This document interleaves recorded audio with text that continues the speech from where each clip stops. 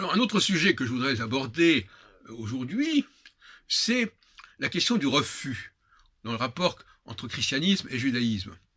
Souvent, on nous dit c'est le judaïsme qui refuse le christianisme, etc. Or, en réalité, tout montre le contraire. Tout montre que c'est le christianisme qui a refusé un certain nombre de règles fondamentales du judaïsme, refus du Shabbat, refus de la circoncision, refus du tabou concernant la viande de porc.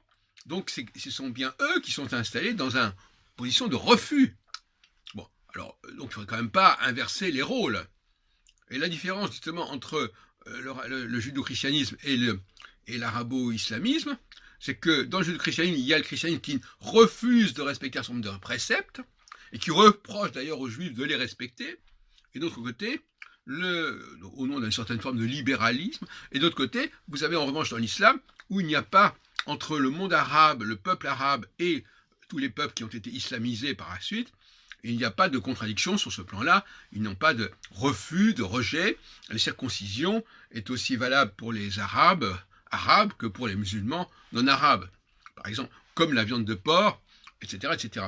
Donc finalement, là, il y a un clivage qui a été introduit par les chrétiens. Donc d'une certaine manière, pourquoi pas? Ça me gêne pas du tout. Au contraire, une façon de se différencier, et moi je ne suis pas contre les différenciations. Mais il faut quand même le dire, il y a eu, pour des raisons qui restent à préciser, bien sûr, mais il y a eu effectivement de la part des chrétiens, à une certaine époque, et à partir de cette époque, il y a eu un refus d'un certain nombre de choses.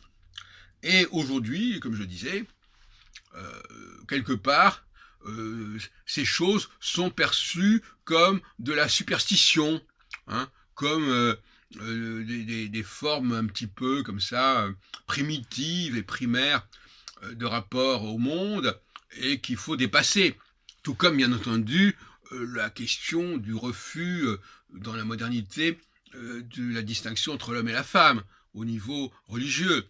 Bon, même si le catholicisme apostolique et romain n'a toujours pas décidé que les hommes et les femmes, qu'il pouvait y avoir des femmes cardinales, par exemple, bon, ou même des femmes papes.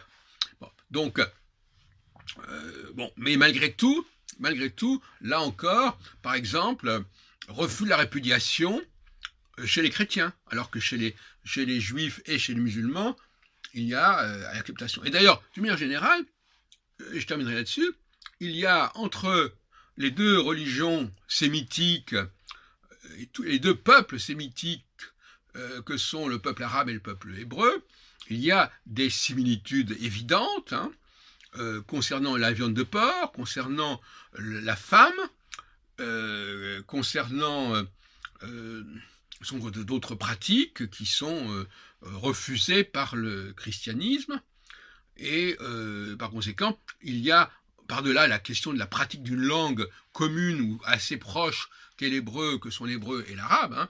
Moi je connais un peu les deux, et donc je sais à quel point les deux langues sont très proches de toute façon, hein. Ce qui est d'ailleurs assez paradoxal, parce que finalement les Israéliens, les Juifs, quand ils sont arrivés en Palestine, auraient pu, ils se sont posé la question, ils auraient pu pratiquer le yiddish ou l'allemand, etc. Ils ont préféré pratiquer l'hébreu, qui était une langue morte.